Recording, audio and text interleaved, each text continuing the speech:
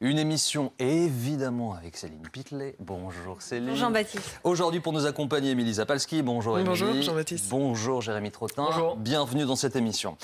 Samedi 18 septembre 2021, c'était donc il y a 40 ans, jour pour jour, la France abolissait la peine de mort. Je ne pense pas qu'on ait bien fait d'abolir la peine de mort, c'est ce qu'a dit Éric Zemmour. C'était mercredi matin sur BFM TV. Écoutez.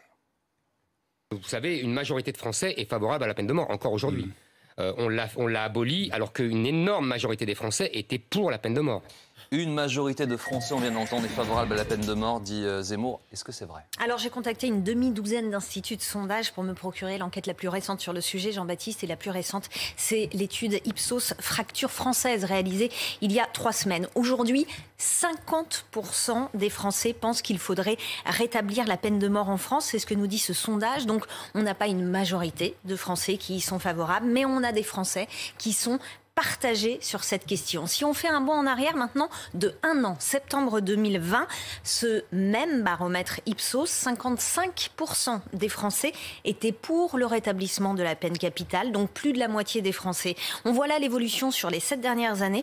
On a entre 44 et 55% des Français qui sont favorables à la peine de mort. Et à 3 reprises, ce chiffre est passé au-dessus de la barre des 50%, en 2015, en 2018 et en 2020. Ce qui est intéressant également, c'est de se pencher sur ce que répondent les Français en fonction de leurs préférences politiques sur cette question de la peine de mort. Et là, on se rend compte que 80% des sympathisants du Rassemblement national pensent qu'il faut rétablir la peine de mort. C'est seulement 29%, par exemple, chez les sympathisants de la France Insoumise et du Parti communiste. Et si on regarde les catégories sociales, maintenant, 67% des ouvriers sont favorables au rétablissement de la peine de mort, 65% des employés et c'est 35%, vous le voyez, pour les cadres. Alors pour cette enquête Ipsos, les sondés ont été interrogés sur Internet. J'ai trouvé une autre étude, Kantar Public, et là les Français ont été interrogés en face à face. Et en face à face, seulement 30% des Français disent il faut rétablir la peine de mort. Donc si je résume, non, il n'y a pas une majorité de Français favorables à la peine de mort. Les Français sont très divisés sur cette question. On a vu 50-50 selon Ipsos. En revanche, c'est une idée largement majoritaire chez les sympathisants du Rassemblement national et chez les ouvriers et les employés. Éric Zemmour affirme également qu'on a aboli la peine de mort en 1981, alors, je le cite, qu'une énorme majorité des Français étaient pour. Est-ce que c'est juste? On va faire un bond dans le passé. 1981, mars 1981, le socialiste François Mitterrand est candidat à la présidence de la République. Dans ma conscience, dans le fort de ma conscience, je suis contre la peine de mort. Et je n'ai pas besoin de lire les sondages qui disent le contraire. Une opinion majoritaire est pour la peine de mort. Eh bien moi, je suis candidat à la présidence de la République et je demande une majorité de suffrages aux Français, mais je ne la demande pas dans le secret de ma pensée. Je dis ce que je pense, ce à quoi j'adhère. Je ne suis pas favorable à la peine de mort.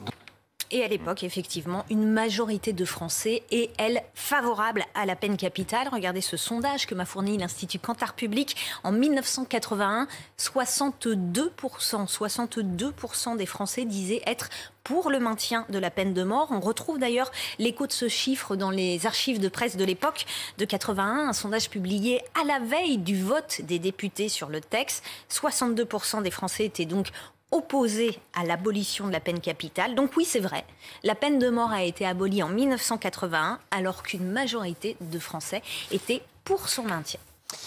Autre déclaration du potentiel candidat Éric Zemmour, cette fois c'est au sujet de l'immigration. On l'écoute. Oui, je me sens assiégé, comme tous les Français. Vous savez, vous regardez des sondages. Vous avez 70 à 80% des Français qui vous disent « on ne vit plus aujourd'hui en France », qui vous disent « il n'est pas nécessaire d'être né en France pour être français, il n'est pas suffisant », qui vous disent « la France est un pays de racines chrétiennes ». Tous ces sondages-là, on n'est pas 5%, 10%, 15%. Ce n'est pas quelque chose de marginal, c'est 70% des Français. Donc nous allons prendre point par point.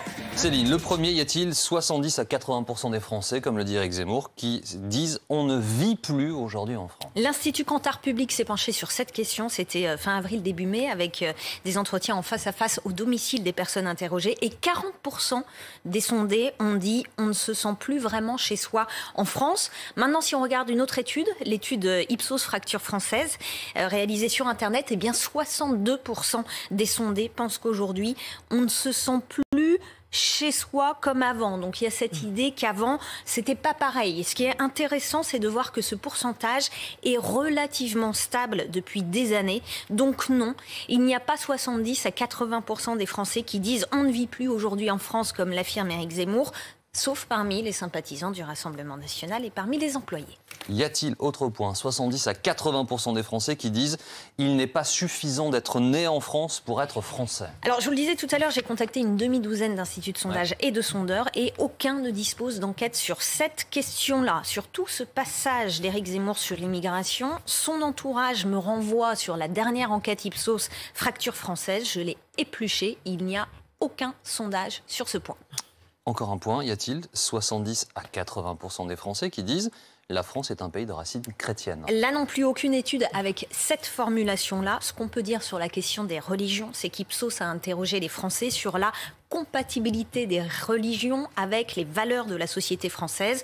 88% des sondés jugent que la religion catholique est compatible avec nos valeurs.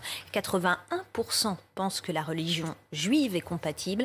Et une minorité de Français, 41%, pensent que la religion musulmane est compatible avec les valeurs de la société française. Voilà qui est très éclairant. Ces thématiques ne sont pas abordées au hasard, Émilie, Jérémy, par Éric Zemmour. Bon, dans les faits, on vient de le voir, tout n'est pas correct dans ce qui est déclaré.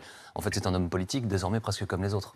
Oui, et puis surtout, il affirme, quelle que soit la réalité des chiffres derrière, il le dit haut et fort. Et c'est ça qui compte. Et ce que je peux vous faire remarquer, c'est la peine de mort. C'est quand même intéressant. Parce qu'il se hisse au niveau de Mitterrand, qui lui-même dit, moi, je ne suis pas favorable à la peine de mort. Et c'est ce que je vais vous proposer. Éric Zemmour, il fait la même chose. Il dit, moi, j'entends, 50-50, ça reste quand même, très partagé, comme vous l'avez dit. Mais moi, je vais vous dire, la décision, c'est ça, c'est d'aller vers la peine de mort, c'est de la rétablir. Il se situe vraiment, il pose cette stature, il n'est même pas candidat, mais il se met à la hauteur de Mitterrand. Après, sur le fond, c'est son fonds de commerce. Le c'était mieux avant, la France d'hier, le déclin d'aujourd'hui. Il sait que ça fait écho à une partie de la population qui est sur cette phase-là, qui est complètement sur cette phase. Après, c'est une partie très particulière, vous l'avez dit, ouvriers, Rassemblement national, probablement plus âgés, puisque le c'était mieux avant, c'est là où ils étaient jeunes avant, forcément. Donc c'était mieux avant. On voit que c'est un fonds de commerce. Après, ce fonds de commerce, comment il peut... il a des références toujours historiques et littéraires, mais pas pour lire l'avenir. Il veut toujours ramener à la France comme elle était avant. Quand on va rentrer dans des mesures un petit peu plus précises, est-ce qu'on parle quoi? On parle de guillotine? On va parler de chaises électriques? Là, ça va devenir plus compliqué quand il va rentrer dans des mesures concrètes, que ça soit sur l'immigration, sur la sécurité, sur la religion musulmane, comme pour la peine de mort. Ça va être beaucoup plus compliqué de convaincre que des propos comme ça, beaucoup plus philosophiques qui le rapprochent de Mitterrand. Jérémy. Oui, en effet, ce qu'on voit surtout, c'est que chez Éric Zemmour, il y a quand même beaucoup de fantasmes. C'est-à-dire qu'il ne s'appuie pas sur des réalités statistiques, il s'appuie sur ses réalités. Et il trouve des statistiques qui permettent d'étayer son discours. Alors la difficulté pour lui, ça va être qu'il va rentrer petit à petit dans le débat politique. Et le travail qu'a fait Céline aujourd'hui, de plus en plus de personnes vont faire ce travail et lui montrer que ce qu'il dit n'est pas juste dans les faits. Donc il est en train de faire sa mue. Il passe finalement du polémiste, du journaliste, de l'idéologue au plutôt peut-être futur candidat à la présidentielle. Et si c'est le cas, il va falloir qu'il réponde aussi de ses affirmations. C'est-à-dire que c'est bien beau de dire que, selon lui, une très large majorité des Français sont favorables au retour de la peine de mort. Si ce n'est pas le cas, il va falloir lui reposer la question, et plusieurs fois.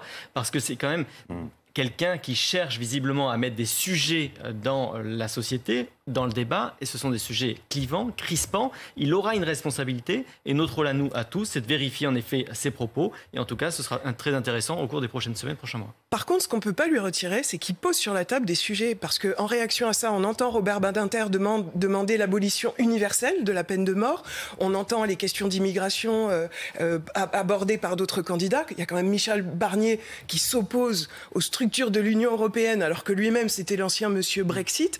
On voit que ça fait se positionner les autres candidats et les autres personnalités politiques sur ces thèmes-là, qui sont quand même... C'est fragile, c'est difficile d'aborder ces thèmes. Il les pose sur la table, et finalement, le débat public commence à avancer sur ça.